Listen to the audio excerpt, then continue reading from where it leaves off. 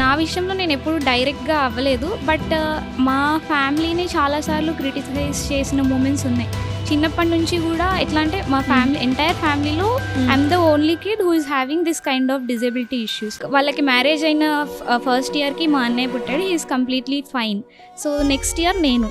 So మీకు ఇప్పుడే కదా మ్యారేజ్ అయింది, ఎర్లీ స్టేజే కదా, ఇలాంటి అమ్మాయిని మీరు రేజ్ చేయగలరా? చాలాసార్లు మా సొంత ఫ్యామిలీలో ఉన్న వాళ్ళే సొంత రిలేటివ్సే అన్నారు అట్లా, అక్కర్లేదు ఈ అమ్మాయి మీకు, మీరు కాబట్టి పెంచుతున్నారు, మేమైతే ఎప్పుడో వదిలేసే వాళ్ళం లేదా మేమే చనిపోయే వాళ్ళం, అట్లా ఏదో ఒకటి అంటూనే ఉండాలి. కానీ మై మామ్ అండ్ డాడ్ వాళ్ళు అన్న ప్రతిసారి కూడా వాళ్ళు దాన్ని ఛాలెంజింగ్గా తీసుకున్నారు.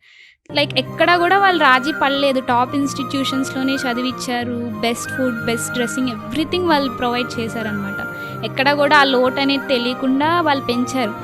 సో వాళ్ళు అన్న ప్రతిసారి నేను ఒకటే డిసైడ్ అయ్యాను, I have to prove my self, I have to stand out of each and every kid who is in my family అన్నట్టు నేను డిసైడ్ అయ్యాను. సో అట్లా నేను డిసైడ్ అయ్యింది.